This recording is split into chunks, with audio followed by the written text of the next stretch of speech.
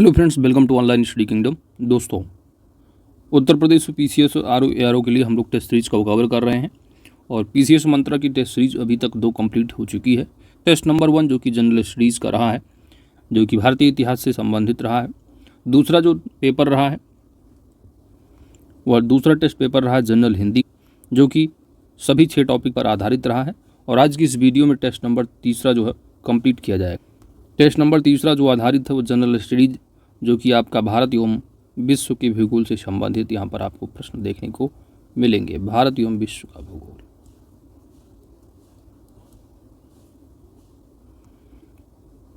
बाकी आपको वीडियो का लिंक प्लस पीडीएफ आपको टेलीग्राम चैनल पर मिल रही है। टेलीग्राम चैनल का लिंक है @ सिंपली आपको टाइप करना यूपी पीसीएस किंगडम, वहाँ पर आपको पीडीएफ मिल जा रही है। तो ज़्यादा टाइम न लेते हुए आइए हम लोग टेस्ट नंबर तीसरे को कंप्लीट करते हैं। पहला प्रश्न है कि एक सौर कलंक चक्र की प्रक्रिया लगभग कितने वर्षों में पूरी होती है। सौर कलंक चक्र, तो सौर कलंक क्या होता है? सूर्य में जहाँ से सौर ज्वाला निकलती है वहाँ काले काले जो है धब्बे दिखाई देते हैं, जो सूर्य की अपेक्षाकृत ठंडे भाग होते हैं। इन्हें सौर कलंक कहा जाता है। और सौर कलंक की जो बिगड़ने की प्रक्रिया है वह 11 वर्षों में पूरा होती है। राइट आंसर ऑप्शन बी सही जवाब बन जाएगा। जो सौर कलंक होते हैं, सौर कलंकों से प्रबल चुंबकीय विकिरण का उत्सर्जन होता है, जो पृथ्वी के बेतार संचार व्यवस्था को बाधित करता है। अगला प्रश्न है कि बुध ग्रह के संबंध में निम्न में से कौन सा कथन सत्य नहीं है। पहला दिया है बुध ग्रह के संबंध में कि यह सौरमंडल का सबसे छोटा ग्रह है, बिल्कुल सही है। यह पृथ्वी से निकटतम ग्रह है। तो पृथ्वी से जो निकट है वो है आपका शुक्र, ना कि बुध है, तो शुक्र ग्रह है। तो दूसरा जो है वो गलत हो गया है, तो यहाँ पर सत्य नहीं, यानी ऑप्शन आपका बी सही जवाब बन जाएगा। यह सूर्य की परिक्रमा 88 दिनों में जो है पूरा कर लेता है। बुध बिल्कुल सही है। बुध का जो तापांतर है सभी ग्रहों में सबसे अधिक है, तो ये बातें सभी सत्य है। बी यहाँ पर सही जवाब बन जाएगा, क्योंकि जो है जो बुध ग्रह है वह सूर्य से निकटतम है, ना कि पृथ्वी के निकट है। और पृथ्वी के निकट कौन सा है? शुक्र है। अगला प्रश्न है कि निम्न कथनों पर विचार करना है और बताना है कौन सा कथन सत्य है। पहला है कि उपसौर की स्थिति 3 जनवरी को होती है, बिल्कुल सही है। इसमें पृथ्वी सूर्य से निकटतम स्थिति में होती है, तो उपसौर की दशा में क्या है? पृथ्वी सूर्य से निकटतम स्थिति में होती है और यह स्थिति प्रत्येक वर्ष 3 जनवरी को होती है। दोनों कथन बिल्कुल सत्य हैं। ऑप्शन सी यहाँ सही जवाब है। अगला प्रश्न है कि निम्न में से कौन सा देश मकर रेखा पर स्थित नहीं है। तो निम्न में से कौन सा देश मकर रेखा पर स्थित नहीं है? तो आप जानते हो 10 कंट्री हैं। अर्जेंटीना है, चिली है, ब्राज़ील है, इसमें सूडान नहीं होगा। ऑप्शन यहाँ पर आपका डी राइट आंसर है। अगला है कि निम्न में से कौन सी जलसंधि अंतर्राष्ट्रीय तिथि रेखा की समांतर है। अंतर्राष्ट्रीय तिथि रेखा, तो अंतर्राष्ट्रीय तिथि रेखा जो है 180 डिग्री यामोत्तर के लगभग साथ साथ निर्धारित की गई एक काल्पनिक रेखा है, जो कि बेरिंग जलसंधि के लगभग समांतर है। और बेरिंग जलसंधि बेरिंग सागर और चुगसी सागर को आपस में क्या है? जोड़ती है, तो बेरिंग जलसंधि है। ऑप्शन यहाँ पर आपका डी राइट आंसर बन जाएगा। बेरिंग जो जलसंधि है किस सागर को? तो बेरिंग सागर है, बेरिंग सागर, और जो है आपका चुगसी सागर है, चुगसी, इनको क्या है? आपस में जोड़ती है। तो कौन सी जलसंधि अंतर्राष्ट्रीय तिथि रेखा की समांतर है? बेरिंग। अगला है कि निचले क्रस्ट और ऊपरी मेंटल के बीच की असंबद्धता क्या कहलाती है। यहाँ पर राइट आंसर बन जाएगा ऑप्शन ए मोह असंबद्धता। अगला प्रश्न है कि निम्नलिखित कथनों पर आपको विचार करना है और बताना है कौन सा कथन सही है। पहला है कि सूर्य से पृथ्वी की औसतन दूरी लगभग 15 करोड़ किलोमीटर है, तो पहला कथन सही है। अगला है कि सूर्य से आने वाला जो प्रकाश है पृथ्वी की सतह पर लगभग 8 मिनट में पहुंचता है, यह भी क्या है? सही है आपका, यानी 8 मिनट 20 सेकंड लेता है। अगला है कि चंद्रमा से आने वाला जो प्रकाश है वह पृथ्वी तक लगभग 2.4 सेकंड में पहुंचता है। तो चंद्रमा का जो प्रकाश है वो पृथ्वी तक आने में लगभग 1.2 सेकंड लेता है, ना कि 2.4। इसलिए ऑप्शन यहाँ पर आपका तीसरा जो दिया गया है कथन वह तीसरा गलत है, तो 1 और 2 सही होगा। ऑप्शन ए सही जवाब है। ठीक है, तो चंद्रमा और पृथ्वी के बीच की दूरी क्या है? सूर्य से आप देख रहे हैं, सूर्य और पृथ्वी के बीच की दूरी लगभग 15 करोड़ किलोमीटर, वहीं चंद्रमा और पृथ्वी के बीच की दूरी लगभग जो है आपको 3,84,365 किलोमीटर की मात्रा है, जबकि सूर्य और पृथ्वी की लगभग 15 करोड़ किलोमीटर और ये 3,84,365 किलोमीटर। अगला प्रश्न है कि भूपर्पटी में सर्वाधिक पाया जाने वाला तत्व कौन सा है? तो पृथ्वी की जो भूपर्पटी है इसमें जो है इसके निर्माण में, भूपर्पटी के निर्माण में लगभग 8 जो प्रमुख तत्व हैं योगदान देते हैं। इनमें जो सर्वाधिक पाया जाने वाला होता है वह ऑक्सीजन है। ऑप्शन यहाँ पर आपका ही सही जवाब होगा, लगभग जो है 46% मिलेगा। अगला है कि जानवरों, वनस्पतियों और सूक्ष्म जीवों के अवशेष किस प्रकार की चट्टानों में पाए जाते हैं? राइट आंसर बन जाएगा ऑप्शन बी, अवसादी चट्टानों में। तो आग्नेय और रूपांतरित जो चट्टानें हैं उनकी अपरदन एवं निक्षेपण के जो फलस्वरूप चट्टान निर्मित होती है वह अवसादी चट्टान होती है। और जो अवसादी चट्टान है वह परतदार होती है, जिनमें जानवरों, वनस्पतियों एवं सूक्ष्मजीवों के अवशेषों का योगदान होता है। अवसादी चट्टानें संपूर्ण क्रस्ट के लगभग 75% भाग पर विस्तृत हैं। अगला प्रश्न है कि निम्न कथनों पर आपको विचार करना है और बताना है कौन सा कथन सत्य होगा। 5 डिग्री नॉर्थ और 5 डिग्री साउथ अक्षांशों के बीच का जो क्षेत्र है वह भूमध्य रेखीय प्रदेश कहा जाता है। तो बात बिल्कुल सही है भाई, भूमध्य रेखा है, 5 डिग्री जो है आसपास के जो रीजन है यहाँ पर वो क्या है आपके भूमध्य रेखीय प्रदेश कहा जाते हैं इनको, जहाँ पर जो है आपको देखने को मिलता है कि यहाँ पर वर्ष भर क्या है सूर्य की जो किरणें हैं वो लंबवत पड़ती हैं। इस प्रकार यहाँ का तापमान लगभग जो है सर्वाधिक पाया जाना चाहिए। यहाँ पर होने वाली वर्षा की मात्रा है वो अत्यधिक है। अगला कथन है कि यहाँ ग्लोब का जो सर्वाधिक तापमान है वह पाया जाता है। तो तापमान जो सर्वाधिक पाया जाता है वो ऐनवर्ती रेखाओं के पास पाया जाता है, जो कि गलत होगा। सर्वाधिक वर्षा वाला क्षेत्र यहाँ पर स्थित होते हैं, तो ये भी गलत है। तो केवल और केवल आपका एक जो है वह सही जवाब बनेगा, क्योंकि 5 डिग्री साउथ 5 डिग्री नॉर्थ अक्षांशों की जो बीच का क्षेत्र है भूमध्य रेखी जो है प्रदेश कहलाता है। यहाँ पर वर्ष भर सूर्य की किरणें लंबवत जो है पड़ती हैं, इस कारण यहाँ का जो तापमान है वह सर्वाधिक पाया जाता है। तो सूर्य की किरणें लगभग जो है क्या है लंबवत पड़ती हैं, इस कारण यहाँ का जो तापमान है सर्वाधिक पाया जाना चाहिए। लेकिन यहाँ पर जो होने वाली वर्षा है उसकी अत्यधिक मात्रा तथा बादलों के घिरते रहने के कारण धरातल को सूर्यतप की अपेक्षाकृत कम मात्रा मिलती है, इसलिए ग्लोब का सर्वाधिक तापमान यहाँ पर नहीं बल्कि अयनवर्ती क्षेत्रों में पाया जाता है। अगला है कि पार्थिव ऊष्मा की वायुमंडल से धरातलीय सतह को पुनः वापस करने वाली विकिरण की प्रक्रिया क्या कहलाती है? राइट आंसर बन जाएगा प्रतिलोम विकिरण, ऑप्शन बी सही जवाब है। निम्नलिखित में से कौन सी सतह अधिकतम एल्बिडो उत्पन्न करती है? अधिकतम एल्बिडो जो उत्पन्न करती है कौन सी सतह है?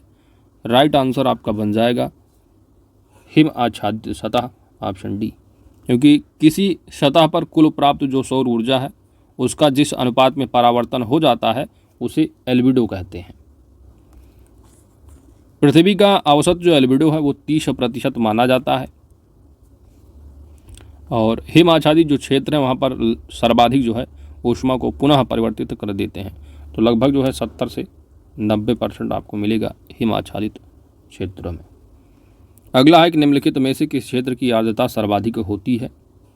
आर्द्रता राइट आंसर बनेगा भूमध्य रेखीय प्रदेश में। भूमध्य रेखा पर वर्ष भर सूर्य की किरणें लंबवत पड़ती हैं, जिसके कारण लगभग प्रतिदिन की यहाँ की कुछ न कुछ वर्षा हो जाती है। यही कारण है कि भूमध्य रेखा और उसके आसपास के क्षेत्रों में आर्द्रता की सर्वाधिक मात्रा देखी जाती है। भूमध्य रेखा से ध्रुवों की तरफ बढ़ने पर आर्द्रता की मात्रा में क्या है कमी होती जाती है। ये फैक्ट आपसे पूछा जाता है कि भूमध्य रेखा से ध्रुवों की ओर अगर आप बढ़ रहे हैं तो आर्द्रता की मात्रा में कमी होगी या बढ़ोतरी होगी, तो कमी होती जाती है। आगे बढ़ते हैं। अगला प्रश्न नंबर है 14।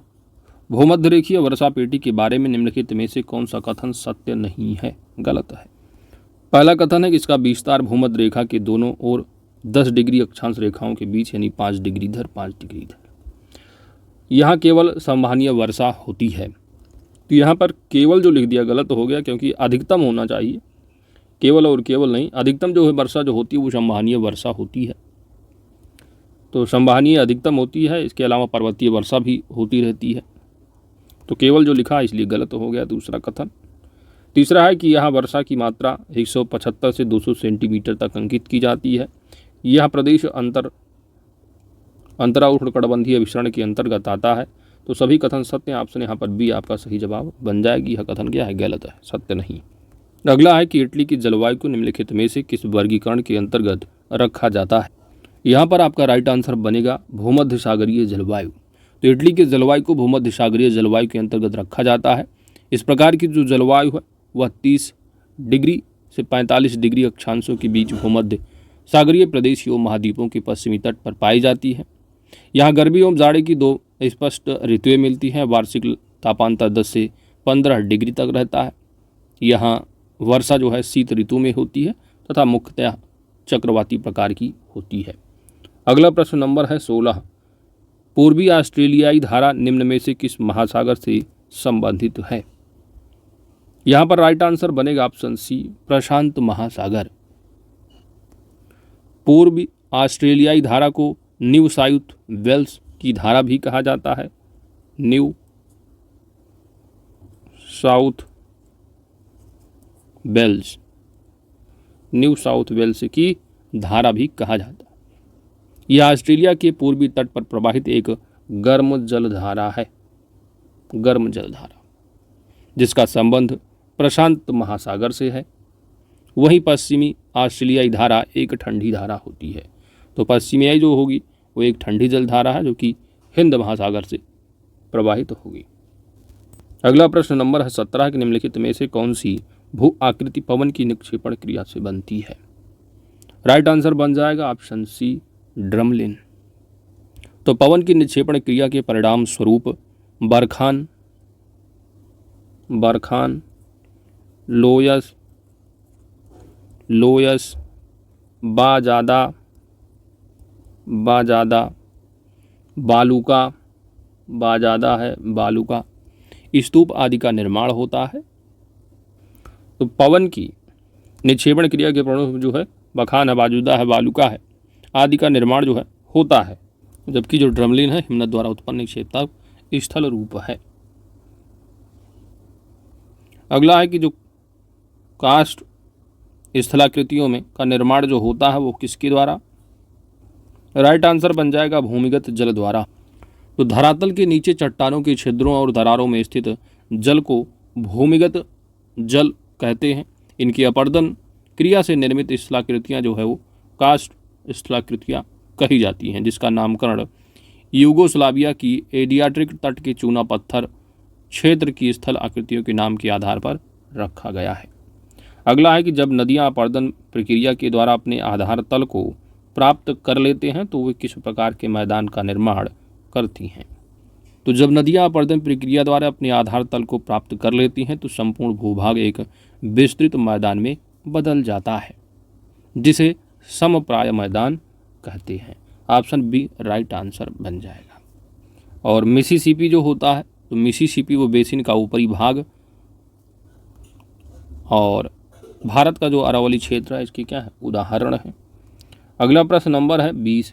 ज्वालामुखी के संबंध में निम्न कथनों पर विचार कीजिए। ज्वालामुखी के संबंध में और बताना है कौन सा कथन सही है। पहला कथन दिया है कि लावा में सिलिका की जो मात्रा है वह कम होने पर उद्गार प्रायः शांत होते हैं। तो मात्रा अगर सिलिका की कम है तो उद्गार क्या है? प्रायः आपका शांत होगा। अगर सिलिका की मात्रा अधिक हो जाएगी तो उद्गार जो है वो विस्फोटक होगा। ज्वालामुखी विस्फोट के संदर्भ में पीलियन तुल्य ज्वालामुखी को सर्वाधिक विनाशकारी माना जाता है। जो पीलियन तुल्य ज्वालामुखी है उसको सर्वाधिक विनाशकारी माना जाता है। हवाईयन जो तुल्य ज्वालामुखी है इसका जो लावा है वह प्रायः तरल एवं क्षारीय होता है। ये जो है उद्गार जो होता है वो शांत होता है। इसका यहाँ पर विनाशकारी लिखा है, ये गलत होगा कथन। हवाईयन ज्वालामुखी में लावा की जो प्रकृति है वह क्षारीय होती है। यह कथन आपका सत्य हो जाएगा। तो पहला और तीसरा सही होगा, यानी ऑप्शन आपका सी राइट आंसर बन जाएगा। 1 और 3 सही है। चलिए अगला प्रश्न है कि निम्नलिखित में से कौन सा विश्व में सर्वाधिक ज्वालामुखी से प्रभावित क्षेत्र है? राइट आंसर बन जाएगा परिप्रशांत महासागरीय मेखला। ऑप्शन यहाँ पर आपका बी सही जवाब है। अगला प्रश्न है कि भूकंप आने से पूर्व वायुमंडल में निम्नलिखित में से किस गैस की मात्रा में वृद्धि हो जाती है? सही जवाब बन जाएगा रेडान, ऑप्शन बी। जिस स्थान से भूकंपीय तरंगें उत्पन्न होती हैं उसे भूकंप मूल तथा जहां सबसे पहले भूकंपीय लहरों का अनुभव किया जाता है उसे भूकंप केंद्र कहते हैं। और भूकंप आने से पहले वायुमंडल में किस गैस की मात्रा में वृद्धि होती है? रेडान। निम्न कथनों पर विचार कीजिए और बताइए कौन सा कथन सही है। पहला है कि भूकंप की तीव्रता का मापन रिएक्टर स्केल पर किया जाता है, बिल्कुल सही है। वह स्थान जहां पर भूकंप का अनुभव सबसे पहले किया जाता है उसे भूकंपीय केंद्र कहा जाता है, बिल्कुल सही है। और जहां से निकले भूकंप जो है मूल होगा, जहां अनुभव करे भूकंपीय केंद्र होगा। तो यहाँ पर दोनों की दोनों बातें क्या है? सत्य है, ऑप्शन सी सही जवाब है।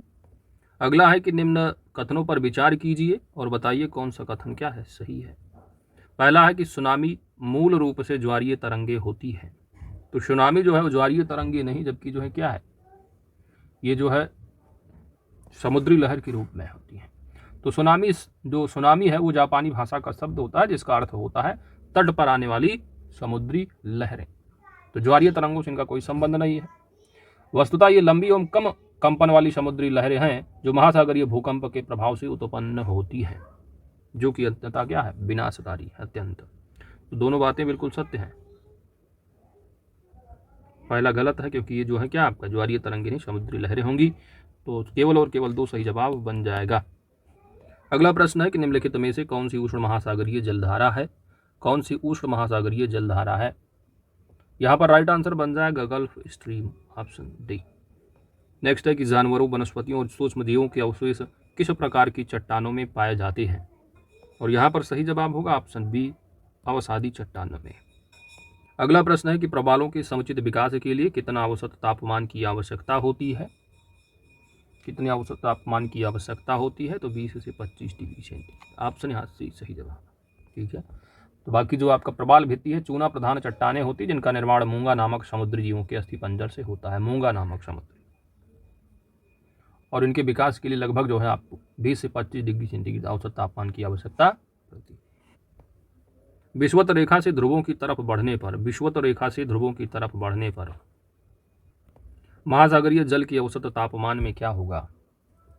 तो औसत तापमान में क्या है?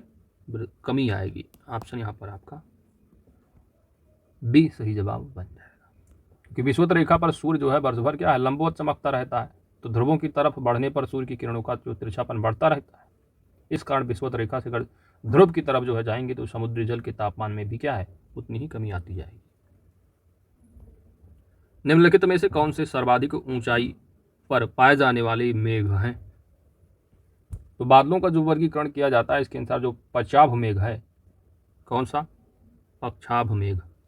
पश्चाभ मेघ आसमान में सबसे अधिक ऊंचाई पर जो है सफेद रेशम की भांति कोमल व छितराए हुए होते हैं, जो कि हिमकणों से बने होते हैं और इनमें प्रायः वर्षा नहीं होती है। चक्रवात के आगमन के क्रम में सबसे पहले यही मेघ दिखाई देते हैं, इसलिए इन्हें चक्रवात के आगमन का सूचक भी माना जाता है। अगला है कि उत्तरी गोलार्ध में ध्रुवीय पवनों की दिशा होती है। उत्तरी गोलार्ध में ध्रुवीय पवनों की दिशा है वो किससे किधर की ओर होगी? राइट आंसर बन जाएगा उत्तर पूर्व से दक्षिण पश्चिम, ऑप्शन डी। अगला है कि निम्न कथनों पर विचार कीजिए और बताइए कौन सा कथन सत्य होगा। पहला कथन दिया है कि महासागरीय जल की सतह का औसत दैनिक तापांतर 10 डिग्री सेल्सियस या इससे कम होता है। सागरीय जल का उच्चतम वार्षिक तापमान जून में तथा न्यूनतम तापमान दिसंबर माह में अंकित किया जाता है। तो पहला कथन तो क्या है आपका? सत्य है। दूसरा कथन जो दिया है यह गलत होगा, कि सागरीय जल का जो उच्चतम वार्षिक तापमान होता है वह जो है आपका अगस्त में, न कि जून में, जबकि जो न्यूनतम तापमान है वो दिसंबर में ना होकर क्या है? फरवरी में होगा। तो दूसरा हो गया गलत। तो केवल और केवल एक सही जवाब बन जाएगा ऑप्शन ए। अगला है कि किस महासागर की औसत लवणता सर्वाधिक है?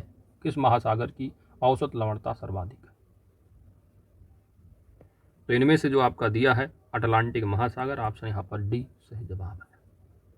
प्रश्न नंबर 33 है, महासागरीय जल की लवणता से संबंधित निम्न कथनों पर विचार करना है। पहला दिया है कि महासागरीय लवणता का मुख्य स्रोत जो है वह पृथ्वी है।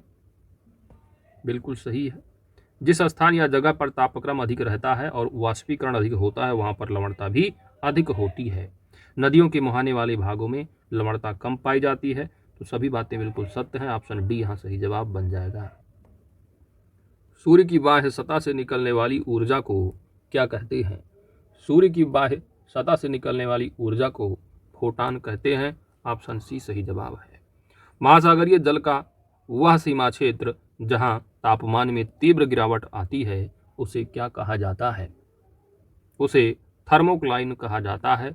ऑप्शन यहाँ पर आपका सी सही जवाब बन जाएगा। तो थर्मोक्लाइन महासागरीय जल की वह सीमा क्षेत्र है जहां तापमान में तीव्र गिरावट आती है। इसे ही ताप प्रवणता कहते हैं। इसे ही क्या है? ताप प्रवणता कहते हैं। ताप प्रवणता, जो कि दूसरी परत होती है। पहली परत जो है उसके नीचे मिलेगी दूसरी परत। इसमें गहराई बढ़ने के साथ तापमान में भी तीव्र गिरावट आती है। 36 नंबर है कि पृथ्वी के पृष्ठ पर प्राप्त होने वाली ऊर्जा का अधिकतम अंश किस रूप में आता है? और यहाँ पर आपका सही जवाब बन जाएगा लघु तरंग दैर्ध्य के रूप में। Option B. तो पृथ्वी के पृष्ठभाग पर प्राप्त होने वाली ऊर्जा का अधिकतम अंश जो है वो लघु तरंग दैर्ध्य के रूप में आता है। और पृथ्वी को प्राप्त होने वाली ऊर्जा को सूर्यातप क्या कहा जाता है? सूर्यातप कहा जाता है। 37 नंबर है कि निम्न कथनों में से कौन सा कथन असत्य है, गलत है? पहला दिया है कि महासागरों का जो उच्चतम तापमान है सदैव उनकी ऊपरी सतहों पर होता है। बिल्कुल सही है। सामान्यतः गहराई के साथ साथ तापमान में कमी होने लगती है। सामान्य रूप में सागरीय लवणता को प्रति 1000 ग्राम जल में स्थित लवण की मात्रा 0% के रूप में दर्शाया जाता है। अगला कथन दिया है कि समुद्र का जो क्वथनांक है वह सामान्य जल से क्या है? निम्न ही रहता है। तो समुद्र का जो क्वथनांक है वो सामान्य जल से क्या है? ऊंचा रहता है, ऊंचा ही रहता है। तो ये हो गया कथन गलत। ऑप्शन यहाँ डी सही जवाब होगा। अगला है आपका ग्लोब पर वायुदाब की कुल कितनी पेटियां होती हैं? ग्लोब पर वायुदाब की कुल जो है 7 पेटियां होती हैं। ऑप्शन यहाँ पर आपका डी सही जवाब होगा। 7 पेटियां। ध्रुव उच्च वायुदाब पेटियां, उपध्रुवीय निम्न वायुदाब पेटियां, उपोष्ण उच्च वायुदाब पेटियां, विषुवत रेखीय निम्न वायुदाब पेटियां, उपोष्ण उच्च वायुदाब पेटियां, उपध्रुवीय निम्न वायुदाब पेटियां और 7वां है ध्रुवीय उच्च वायुदाब पेटियां। 7 हैं। अगला बताना है कौन सा कथन असत्य है यानी गलत है। पहला दिया हुआ है कि फायरल ने हवाओं की दिशा संबंधी अपने मत का प्रतिपादन कोरियालिस बल के आधार पर किया था। बिल्कुल सही है। जिस दिशा में हवाएं प्रायः वर्ष भर चलाया बहा करती हैं उन्हें स्थायी पवन कहते हैं। पवनें उच्च वायुदाब क्षेत्र में निम्न वायुदाब क्षेत्रों की तरफ चलती हैं। ये भी सही है। दूसरा है कि फायरल का जो नियम है इसके अनुसार धरातल पर स्वतंत्र रूप से चलने वाली जो सभी हवाएं हैं वह पृथ्वी की गति के कारण उत्तरी गोलार्ध में बाईं ओर लिखा है ना, बाईं ओर नहीं क्या है? दाहिनी ओर होना चाहिए था। दाहिनी ओर और दक्षिणी गोलार्ध में क्या है? बाईं ओर मुड़ जाती है। यह क्या है? आपका गलत लिखा हुआ। ऑप्शन यहाँ डी आपका सही जवाब होगा। अगला प्रश्न है कि किन हवाओं के कारण तटीय भागों की जलवायु पर समकारी प्रभाव होता है? किन हवाओं के कारण तटीय भागों की जलवायु पर समकारी प्रभाव होता है? राइट आंसर होगा ऑप्शन ए स्थलीय समीर। सम्मिलित नहीं है कौन सा? पवन दे रखे हैं, उनका क्षेत्र दिया है, कौन सा गलत है? तो सिराको जो दिया है गिनी के बताया जाए कि गलत होगा। विली ऑस्ट्रेलिया है। फान जो है स्विट्जरलैंड में क्षेत्र है और बेल्जर्ड जो है ये कनाडा में। जबकि सिराको जो दिया है ये सहारा मरुस्थल में उत्तरी अफ्रीका, सिलिसिली तथा दक्षिणी इटली से गुजरने वाली अत्यधिक शुष्क एवं उष्ण दक्षिणी पूर्वी पवन है, जो कि अफ्रीका महाद्वीप में इसके कई नाम हैं। मिस्र में इसे खमसिन, लीबिया में गिबली, ट्यूनीसिया में चिली इत्यादि नाम से पुकारते हैं। सिराको हवा के साथ जो है लाल रेत या बालू की जो मात्रा है वो अधिक पाई जाती है। जब ये हवाएं भूमध्य सागर से होकर गुजरती हैं तो नमी धारण कर लेती हैं। यहाँ पर ऑप्शन ए गलत था, ऑप्शन ए सही जवाब होगा। वायु के जिस तापमान पर जल अपनी गैसीय अवस्था से तरल या ठोस अवस्था में परिवर्तित होता है वह क्या कहलाता है? गैसीय अवस्था से तरल यानी लिक्विड या ठोस अवस्था में परिवर्तित होना क्या कहलाता है? जिस तापमान पर, वायु के जिस तापमान पर जल, अपनी गैसीय जल। और यहां पर राइट आंसर बनेगा उषांक, ऑप्शन सी। नेक्स्ट है, निम्न में से किस क्षेत्र पर पूरे वर्ष बाहर वर्षा होती है? निम्न में से किस क्षेत्र पर पूरे वर्ष बाहर वर्षा होती है? सही जवाब होगा भूमध्य रेखीय तथा समशीतोष्ण प्रदेशों में, ऑप्शन ए। नेक्स्ट है कि किस प्रकार के मेघ के कारण आकाश दूधिया रंग का दिखाई पड़ने लगता है? सही जवाब होगा पच्छावस्त्री मेघ, ऑप्शन ए। कर्क तथा मकर रेखाओं के मध्य उत्पन्न चक्रवातों को किस नाम से जाना जाता है? उष्णकटिबंधीय चक्रवात, ऑप्शन ए। रूर प्रदेश किस खनिज खनन के लिए विश्व प्रसिद्ध है? रूर प्रदेश किस खनिज के लिए विश्व प्रसिद्ध है? और यहां पर आपका सही जवाब होगा ऑप्शन ए, कोयला। नेक्स्ट है, चिक्कू का माटा यानी चीली किस खनिज के लिए विश्व प्रसिद्ध है? तांबा, ऑप्शन सी। यूक्रेन का क्रिवाय राग तथा ब्राजील का मिनास जिरास प्रांत है, किसके उत्पादन के लिए जाना जाता है? किसके लिए? सही जवाब होगा लौह अयस्क के लिए, ऑप्शन ए सही जवाब है। अगला है कि किस नदी मार्ग को यूरोपीय व्यापार की जीवन रेखा के रूप में संज्ञा दी जाती है? किस नदी मार्ग को यूरोपीय व्यापार की जीवन रेखा के रूप में संज्ञा दी जाती है? यह राइन नदी है, ऑप्शन डी। विश्व में रेल मार्गों का सर्वाधिक घनत्व किस क्षेत्र में पाया जाता है? तो विश्व में रेल मार्गों का सघन घनत्व पश्चिमी यूरोपीय देशों तथा उत्तरी अमेरिका के पूर्वी मध्य क्षेत्रों में पाया जाता है। तो पश्चिमी यूरोप और उत्तरी अमेरिका के पूर्वी मध्य क्षेत्रों में। संसार में यानी दुनिया में सर्वाधिक जो रेल मार्ग है वो संयुक्त राज्य अमेरिका में पाया जाता है। कुछ प्रमुख जैसे कि आपका ट्रांस साइबेरियन रेल मार्ग है, कनाडियन पैसिफिक रेल मार्ग, कनाडियन नेशनल रेलवे, इस तरह। ट्रांस जो साइबेरियन रेल मार्ग है विश्व का सबसे लंबा रेल मार्ग है, जिसकी कुल जो लंबाई है वो बाल्टिक सागर पर स्थित सेंट पीटर्सबर्ग से प्रशांत के तट पर स्थित क्लाडिवोस्टक तक 9,322 किलोमीटर की है। तो ए और दो यहाँ पर यानी एक और दो ऑप्शन यहाँ पर आपका ही सही जवाब बन जाएगा। अगला प्रश्न नंबर है 51। किर्गिज जनजाति मुख्य रूप से किस क्षेत्र में पाई जाती है? कौन सी? किर्गिज जनजाति। सही जवाब बनेगा ऑप्शन बी, किर्गिस्तान। कालाहारी मरुस्थलीय क्षेत्र में पाई जाने वाली मुख्य जनजाति कौन सी है? कालाहारी मरुस्थलीय क्षेत्र में पाए जाने वाली मुख्य जनजाति कौन सी है? Bushman, option C. जापान का मैनचेस्टर की उपमा किसे दी गई है? जापान का मैनचेस्टर की उपमा किसे दी गई है? सही जवाब होगा ऑप्शन बी, ओसाका। किस शहर को विश्व इस्पात की राजधानी भी कहा जाता है? किस शहर को विश्व इस्पात की राजधानी भी कहा जाता है? सही जवाब बन जाएगा पिट्सबर्ग, ऑप्शन डी। ये पिट्सबर्ग है कहाँ पर? ये यूएसए, संयुक्त राज्य अमेरिका का। अगला प्रश्न है कि लौह इस्पात के लिए विश्व प्रसिद्ध लॉरेन क्षेत्र किस देश में स्थित है? लॉरेन क्षेत्र। सही जवाब होगा ऑप्शन ए, फ्रांस। अगला प्रश्न है कि गेहूं की सबसे बड़ी मंडी किस देश में स्थित है? गेहूं की सबसे बड़ी मंडी किस देश में स्थित है? सही जवाब होगा संयुक्त राज्य अमेरिका। और संयुक्त राज्य अमेरिका के में जो है कौन सा है वो? शिकागो है। तो शिकागो जो कि विश्व का सबसे बड़ा रेलवे जंक्शन और सुअर मांस का सबसे बड़ा केंद्र तथा गेहूं की सबसे बड़ी मंडी के लिए विश्व विख्यात है। अगला है कि संयुक्त राज्य अमेरिका का सिलिकॉन वैली कहाँ स्थित है? संयुक्त राज्य अमेरिका का सिलिकॉन वैली कहाँ स्थित है? सैन फ्रांसिस्को में, ऑप्शन बी। विश्व का लगभग 90% चावल किस क्षेत्र में होता है?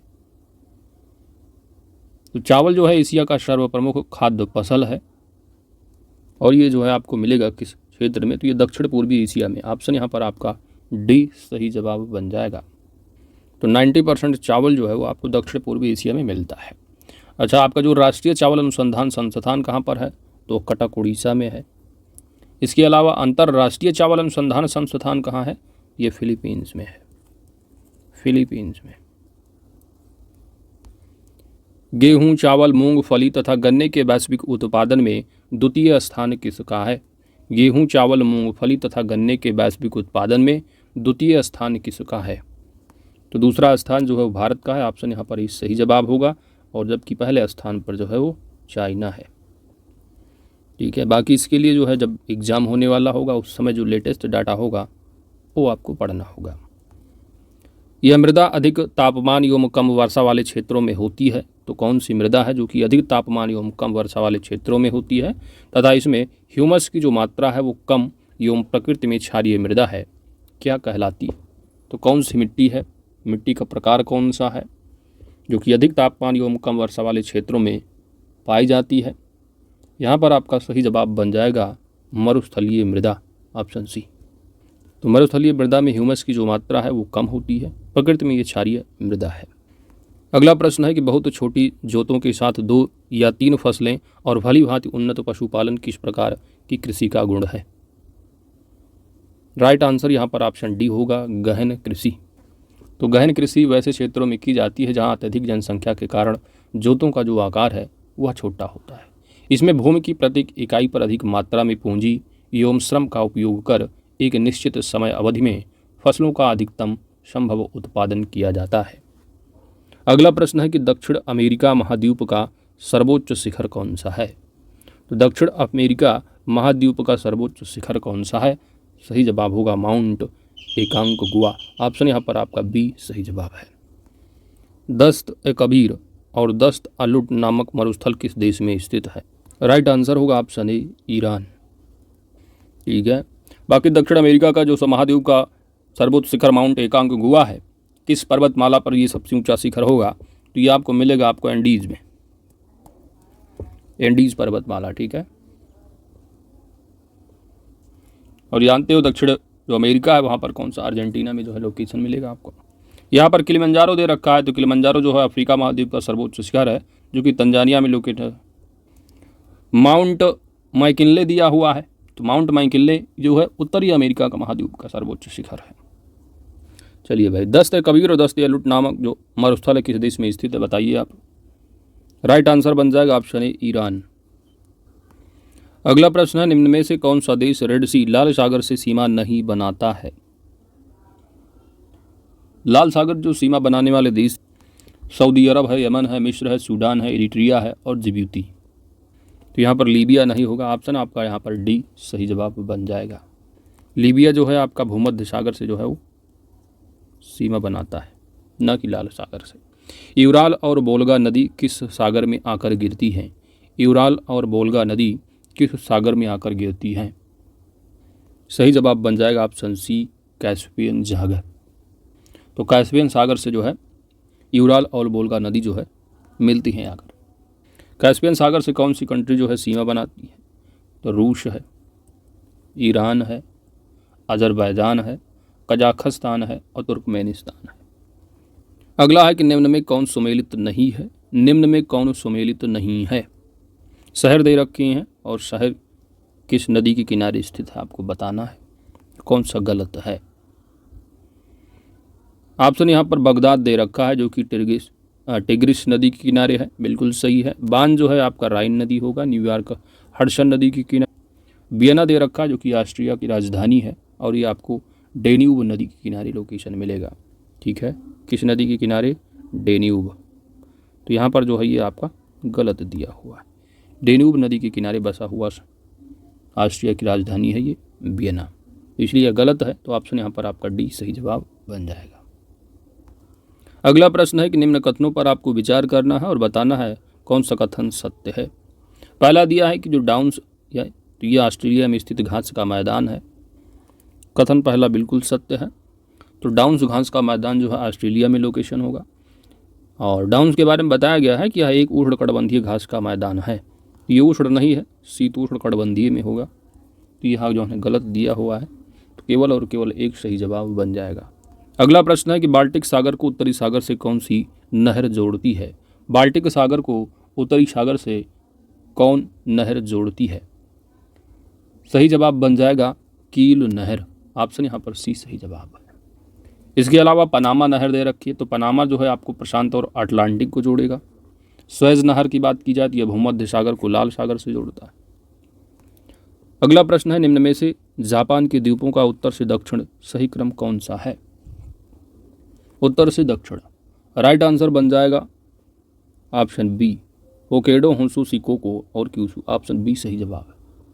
ठीक है, और इनमें से सबसे बड़ा अगर पूछा जाता है कि निम्नलिखित में से होक्काइडो, होन्शु, शिकोको, क्यूशू, ये सबसे बड़ा जो द्वीप है वो कौन सा है? तो होन्शु द्वीप है। और जापान की अगर बात की जाए तो आप जानते हो सूर्योदय का जो देश कहा जाता है, तो सूर्योदय का देश किसको कहा जाता है? जापान को। नेक्स्ट है कि निम्न में से कौन सा देश मध्य एशिया का भाग नहीं है? तो कौन सा एक देश है जो कि मध्य एशिया का भाग नहीं है? और यहाँ पर राइट आंसर बन जाएगा आपका अफगानिस्तान, ऑप्शन सी, क्योंकि आपका जो अफगानिस्तान है ये आपका पड़ेगा दक्षिण एशिया में, और अपना भारत भी क्या है? दक्षिण एशिया में ही है। अगला है कि निम्न में से कौन सी जलसंधि भूमध्य सागर और अटलांटिक महासागर को जोड़ती है? कौन सी जलसंधि है भूमध्य सागर और अटलांटिक महासागर को जोड़ती है? सही जवाब होगा जिब्राल्टर की संधि। तो जिब्राल्टर की जलसंधि जो है स्पेन और मोरक्को को जो है अलग करती है, स्पेन और मोरक्को को अलग करेगी और भूमध्य सागर और अटलांटिक महासागर को जोड़ती है। अगला है कि कांगो नदी कौन सी रेखा को 2 बार काटती है? कांगो नदी कौन सी रेखा को 2 बार काटती है? तो यह विषुवत रेखा को। ऑप्शन यहाँ पर आपका बी सही जवाब है। तो कांगो नदी विषुवत रेखा को 2 बार काटती है और यह अफ्रीका की दूसरी सबसे बड़ी नदी है। अगला प्रश्न है कि Red Indian Eskimo Inuit, Red Indian Eskimo Inuit तथा अलूटस आदि किस महाद्वीप के मूल निवासी हैं? और यहाँ पर आपका राइट आंसर बन जाएगा उत्तरी अमेरिका के, ऑप्शन है। नेक्स्ट है कि दक्षिण अमेरिका के स्थलबद्ध देश कौन से हैं? दक्षिण अमेरिका के स्थलबद्ध देश कौन से हैं? और यहाँ पर आपका राइट आंसर बन जाएगा बोल्विया और पराग्वे, ऑप्शन सी। तो जो दक्षिण अमेरिका है इसका अधिकांश जो भाग है वो दक्षिणी गोलार्ध में स्थित है। मकर रेखा इसके मध्य से तथा विषुवत रेखा अमेजन बेसिन से होकर गुजरती है। अगला प्रश्न है किम्बरले, किम्बरले का पठार कहाँ स्थित है? ऑप्शन ए ऑस्ट्रेलिया में। न्यूजीलैंड के उत्तरी द्वीप और दक्षिणी द्वीप को कौन सी संधि अलग करती है? Option C Cook. तो कुक जल संधि जो है न्यूजीलैंड के उत्तरी द्वीप और दक्षिणी द्वीप को अलग करती है। अगला दिया है सम्मिलित कौन सा नहीं है, राजधानी है और देश दे रखे हैं। अर्जेंटीना की जो राजधानी है वह ब्यूनस आयर्स है, बिल्कुल सही है। पेरू की लीमा है, ये भी सही है। वेनेजुएला की राजधानी काराकस है, यह भी सही है। चिली की राजधानी यहाँ पर जो है क्यूटो बताया जा रहा है। क्यूटो जो है ये आपकी इक्वाडोर की राजधानी होती है। तो क्यूटो हो गई इक्वाडोर की, इसलिए जो है गलत है। चिली जो है राजधानी इसकी चिली की जो बनती है वो आती है सैंटियागो। क्या है दोस्तों? सैंटियागो है। तो चिली की राजधानी होती है सैंटियागो, ना कि क्यूटो। क्यूटो जो है वो इक्वाडोर की है, तो इसलिए ऑप्शन डी आपका सम्मिलित नहीं है, डी सही जवाब बन जाएगा। निम्नलिखित में से किस देश के साथ भारत की सबसे कम सीमा संलग्न है? तो इसका एक फार्मूला है, याद रखिएगा, बचपन में MBA, बचपन में EMBA। तो आप जानते हो 7 पड़ोसी देश हैं।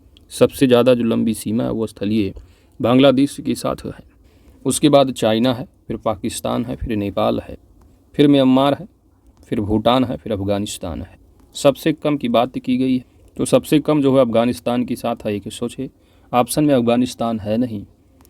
फिर भूटान होना चाहिए, भूटान है ऑप्शन में, भूटान भी नहीं है। भूटान के साथ जो है आपको 699 किलोमीटर की सीमा बनाएगा। भूटान के बाद जो है म्यांमार है, तो म्यांमार आपको ऑप्शन में दिख रहा है, ऑप्शन ए यहाँ पर आपका सही जवाब होगा। म्यांमार और भारत के बीच की जो सीमा वह कितनी किलोमीटर की है? तो 1643 किलोमीटर की सीमा बनाता है। तो यही इसमें जो है लोवेस्ट है। जबकि पाकिस्तान की बात की जाए तो 3323 किलोमीटर की सीमा होगी। नेपाल के साथ जो है वह 1751 का है। चीन के साथ जो है 3488 होगा। तो इसमें सबसे कम क्या है आपका? म्यांमार के साथ होगा 1643 किलोमीटर का। सबसे अधिक बांग्लादेश के साथ है, तो बांग्लादेश के साथ जो है 4096.7 किलोमीटर। तो ऑप्शन इस सही जवाब है। अगला प्रश्न नंबर है 79। निम्नलिखित में से किस देश का क्षेत्रफल भारत से अधिक नहीं है? तो क्षेत्रफल के आधार पर अपना जो प्यारा भारत है वह विश्व का 7वां बड़ा देश है। कौन सा है? 7वां। तो सबसे पहला कौन सा है? रूस होगा। रूस के बाद फिर चीन है। चीन के बाद यूएसए है, संयुक्त राज्य अमेरिका। फिर इसके बाद आपका कनाडा है, तो हो गया 4। इसके बाद 5वें नंबर पर होगा ब्राज़ील। फिर 6ठे नंबर पर होगा ऑस्ट्रेलिया। ठीक है, ऑस्ट्रेलिया है। 7वें नंबर पर है भारत। तो भारत से अधिक नहीं है, तो यूएसए का भी भारत से अधिक है, ब्राज़ील का भी है, ऑस्ट्रेलिया का भी है, लेकिन अर्जेंटीना यहाँ पर जो है टॉप 6 में आपको दिख नहीं रही। 7वें पर भारत है, तो अर्जेंटीना जो है नहीं होगा। ऑप्शन यहाँ पर आपका डी सही जवाब बन जाएगा। अगला प्रश्न है कि क्षेत्रफल के आधार पर सर्वाधिक विस्तृत केंद्र शासित प्रदेश कौन सा है? क्षेत्रफल के आधार पर तो यहाँ पर 4 ऑप्शन: अंडमान निकोबार है, जम्मू कश्मीर है, लद्दाख है, राष्ट्रीय राजधानी क्षेत्र यानी दिल्ली है आपका एनसीआर।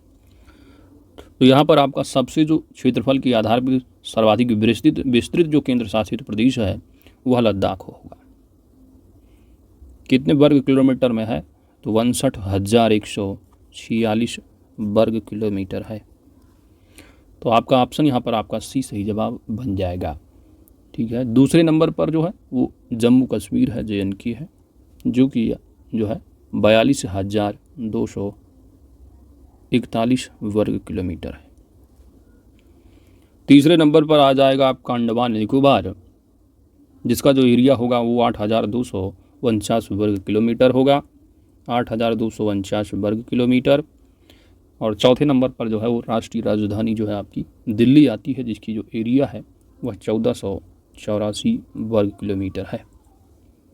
बाकी आप जानते हो अगर क्षेत्रफल के आधार पर प्रदेश पूछा जाता तो सबसे बड़ा जो है आपका राजस्थान है, यूपी का नंबर 4थे पर है। अगला प्रश्न है जीरो लाइन किस राज्य की बांग्लादेश के साथ सीमा निर्धारित करती है? जीरो लाइन, जीरो लाइन की जो संज्ञा दी गई है वो त्रिपुरा तथा बांग्लादेश की सीमा, तो त्रिपुरा और बांग्लादेश। ऑप्शन यहाँ पर आपका ए सही जवाब बन जाएगा। बांग्लादेश के साथ भारत के कितने राज्य हैं जो कि सीमा बनाते हैं? तो 5 राज्य हैं, जो पश्चिम बंगाल है, दूसरा जो है आपका असम है, तीसरा जो है आपका मेघालय है, मेघालय, चौथा त्रिपुरा हो जाएगा, 5वां मिजोरम है। ठीक है, तो जीरो लाइन बांग्लादेश और त्रिपुरा जो है के साथ सीमा जो है बनाता है, जिसको जीरो लाइन जो है नाम दिया गया है। अगला है भारत के तटीय मैदानों के संबंध में कौन सा कथन असत्य है, गलत है? भारतीय जो तटीय मैदान है, तो भारत की तटीय मैदान के संबंध में पहला कथन है कि पश्चिमी तटीय मैदान पूर्वी तटीय मैदान से अधिक चौड़ा है। तो अधिक चौड़ा है पूर्वी तटीय मैदान से पश्चिमी, बिल्कुल सही। पश्चिमी तटीय मैदान पर ज्वारनद मुख तथा पूर्वी तटीय मैदान पर जो नदी है वो डेल्टा बनाती हैं, तो बिल्कुल ये भी सही है। अगला है कि पूर्वी तटीय मैदान पर उन्मज्जन और निमज्जन के प्रमाण मिलते हैं, जबकि पश्चिमी तटीय मैदान पर इसका अभाव है। तो यह थोड़ा उल्टा लिख दिया गया, यहाँ पर होना चाहिए था पूर्वी, तो यहाँ पर जो है पश्चिमी लिख दिया। तो पश्चिमी तटीय मैदान पर उन्मज्जन और निमज्जन के प्रमाण मिलते हैं, ना कि पूर्वी, और पूर्वी तटीय मैदान पर जो है इसका अभाव पाया जाता है, यानी उन्मज्जन और निमज्जन का। तो यहाँ उल्टा लिखा गया है, अगर पूर्वी की जगह पश्चिमी होता और पश्चिमी की जगह पूर्वी होता तब कथन सत्य होता, इसलिए हो गया गलत। तो यही कथन असत्य है, ऑप्शन सी सही जवाब बन जाएगा। पश्चिमी तटीय मैदान की अपेक्षा पूर्वी तटीय मैदान के कम कटे फिटे होने के कारण पश्चिमी तट की तुलना में पूर्वी तट पर प्राकृतिक बंदरगाहों की संख्या कम है, ये भी सत्य है। तीसरा गलत था, ऑप्शन सी सही जवाब होगा। अगला प्रश्न है कालानुक्रमानुसार शैल क्रमों का सही क्रम क्या है? ऑप्शन यहाँ पर आपका डी सही जवाब होगा, अर्कियन, धारवाड़, फिर कुटप्पा और विंध्य। तो अर्कियन, धारवाड़, कुटप्पा और विंध्य। अगला है निम्न में से कौन सा घास का मैदान जम्मू कश्मीर में स्थित है? जम्मू कश्मीर में घास का मैदान स्थित कौन सा है? तो यह होगा बुग्याल दिया, ये भी नहीं है, उकरूल है, ये भी नहीं है, उपयुक्त में से कोई नहीं। ऑप्शन यहाँ डी आपका सही जवाब बन जाएगा। तो जम्मू कश्मीर में जो भारत में पाया जाने वाला शीतोष्ण घास मैदान की जो है उसको कहा जाता है मर्ग, मर्ग कहते हैं, मर्ग। और जो घास का मैदान शीतोष्ण वाला, ये उत्तराखंड में जो है बुग्याल, बुग्याल कहा जाता है या पयाल कहा जाता है। खज्जर जो है ये आपका हिमाचल प्रदेश संबंधित होगा। उखरूल दिया है ये आपका मणिपुर राज्य से संबंधित हो जाएगा। निम्नलिखित में से कौन सा सुमेलित नहीं है?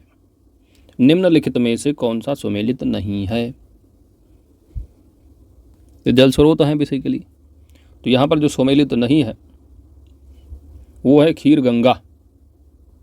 खीर गंगा उष्ण जल स्रोत जो कि हिमाचल प्रदेश की पर्वत घाटी में स्थित है, न कि उत्तराखंड। तो पहला हो गया गलत, यही आपका सुमेलित नहीं, ऑप्शन सही जवाब बन जाएगा, अन्य सभी सुमेलित है। अगला प्रश्न है कि निम्नलिखित में से कौन सा सुमेलित नहीं है? तो डायमीर जो ग्लेशियर यहाँ पर बताया गया है जम्मू कश्मीर, बिल्कुल सही है। छोटा सीगरी हिमाचल प्रदेश, यह भी सही है। जेमू जो है यह सिक्किम में बताया जा रहा है, यह भी सही है। वहीं पर नामिक जो ग्लेशियर है यह लद्दाख बताया गया, गलत हो गया, क्योंकि नामिक जो ग्लेशियर है आपका उत्तराखंड के कुमाऊं गढ़वाल रेंज में स्थित है, तो यह उत्तराखंड में है आपका। तो सम्मिलित नहीं यानी ऑप्शन डी सही जवाब बन जाएगा। अगला प्रश्न है कि उत्तर भारत के विशाल मैदान के संबंध में कौन सा कथन सत्य नहीं है, अर्थात गलत कौन सा होगा उत्तर भारत के विशाल मैदान के संबंध में? पहला कथन दिया है कि भाबर क्षेत्र में नदियां भूमिगत होकर अदृश्य हो जाती हैं, बिल्कुल सही है। तराई क्षेत्र में भाबर की दक्षिण में स्थित है, यह भी सही है। खादर क्षेत्र में बाढ़ का पानी प्रत्येक वर्ष पहुंचता है, यह भी सही है। अगला कथन दिया है उत्तर भारत के मैदान की जो चौड़ाई है वह पश्चिम से पूर्व की ओर जाने पर बढ़ती जाती है। तो चौड़ाई बढ़ती नहीं जाती, जबकि क्या है सकरा होता चला जाता है मैदान, तो इसलिए गलत हो गया, ऑप्शन डी यहाँ पर सही जवाब बन जाएगा। अगला प्रश्न है कि सूची 1 सूची 2 सम्मिलित करना है। भारत के जलप्रपात दे रखे, उनकी लोकेशन है, यहाँ पर आपको मिलान करके बताना है। दूध सागर की जो जलप्रपात ही आपको मिलेगा कहाँ, गोवा में, तो यहाँ पर ए का हो गया 4। बरकाना, तो बरकाना आपका पड़ेगा कर्नाटक में, तो बी का हो गया 1। खंडाधार जलप्रपात कहाँ मिलेगा, यह आपको उड़ीसा में मिलेगा, तो ये हो गया 2। पलानी आपका हिमाचल में होगा, तो 3। तो 4 1 2 3 4 1 2 3 ऑप्शन यहाँ पर आपका सही जवाब है। अगला प्रश्न निम्नलिखित में से कौन सी पर्वत श्रृंखला हिमालय पर्वत श्रेणी में अवस्थित है? सभी चारों हैं या इनमें से कौन सी है बताना है। चुरिया मुरिया पहाड़ियाँ, तो चुरिया मुरिया जो पहाड़ी आपको मिलेगी हिमालय पर्वत श्रेणी की हो गया। डुंडवा श्रेणी भी है, ओयू भी है। जबकि जो कटचल दिया है, ये कटचल आपको मिलता है अंडमान निकोबार द्वीप समूह में स्थित पहाड़ी होगी, अंडमान निकोबार द्वीप समूह, तो इसलिए 4 नहीं होगा, 1 2 3 ऑप्शन ए सही जवाब बन जाएगा। अगला प्रश्न है कि भारत में पूर्वी घाट श्रृंखला की उत्पत्ति किस काल में हुई है? सही जवाब बन जाएगा कैलिडोनियन, ऑप्शन यहाँ पर सी सही जवाब है। भारत में कैलिडोनियन युग में कुड़प्पा भूषन्नति से पूर्वी घाट श्रृंखला की उत्पत्ति हुई है, जबकि जो आपका प्री कैम्ब्रियन युग है इसमें जो है अरावली पर्वत श्रृंखला है। हर्षियन युग में जो है विंध्य और सतपुड़ा की बात की जाती है। अल्पाइन युग में जो है वो हिमालय पर्वत श्रृंखला की निर्माण हुए। खनिज संभाव्यता के दृष्टिकोण से भारत का सर्वाधिक महत्वपूर्ण भौमिकीय क्रम कौन सा है?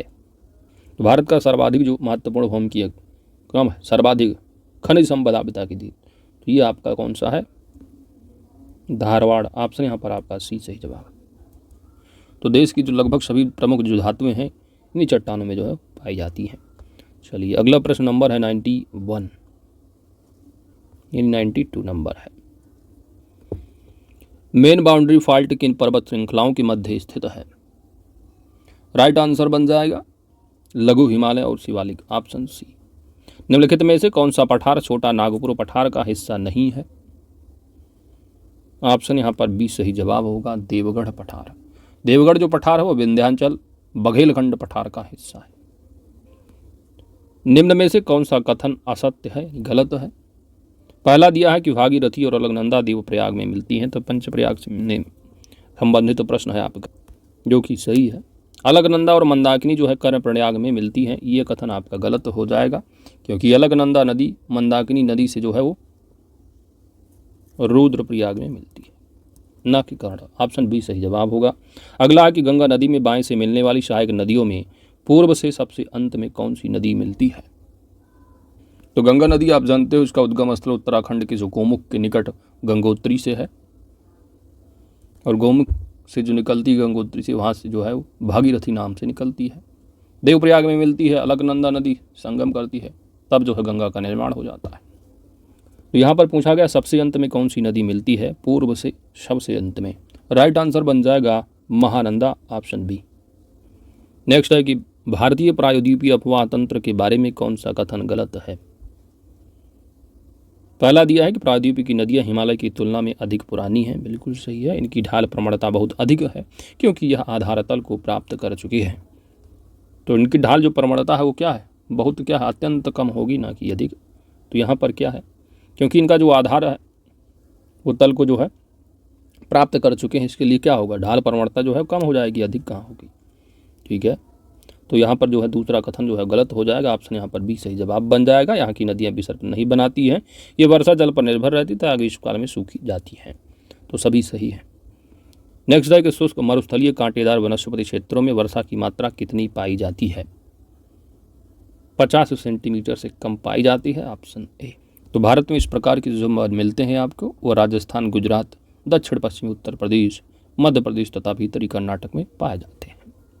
अगला प्रश्न है कि क्या कारण है कि मुंबई और कोंकण तट के निवासी तापमान की विषमता और ऋतु परिवर्तन का अनुभव नहीं करते हैं? को पता ही नहीं चलता है। और यहाँ पर राइट आंसर बनेगा समुद्री समकारी जलवायु के कारण, ऑप्शन यहाँ सी सही जवाब है। तो समुद्री तट के अधिक निकट होने के कारण जो है मुंबई और कोंकण तट के निवासियों को तापमान की विषमता और ऋतु परिवर्तन का अनुभव नहीं होता है।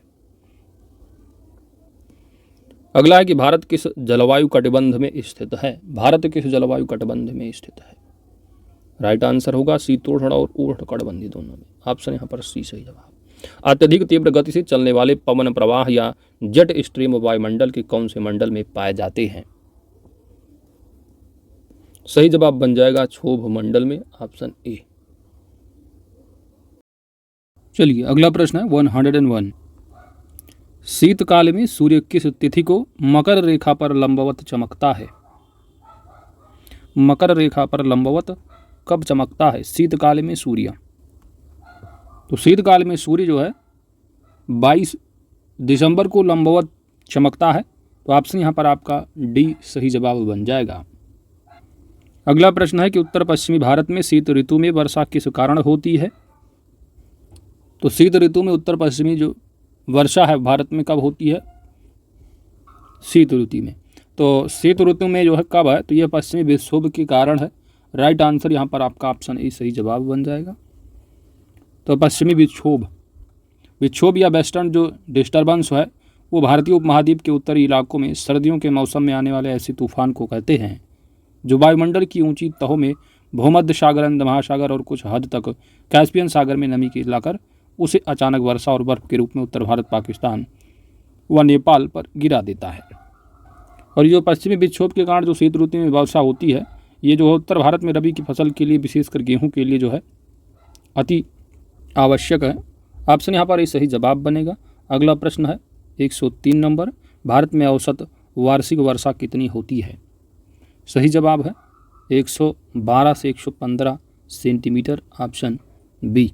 तो भारत में जो औसत वार्षिक वर्षा है 112 से 125 किलोमीटर के लगभग है, लेकिन भिन्न भिन्न क्षेत्रों में जो वार्षिक वर्षा है उसमें विविधता देखने को मिलती है।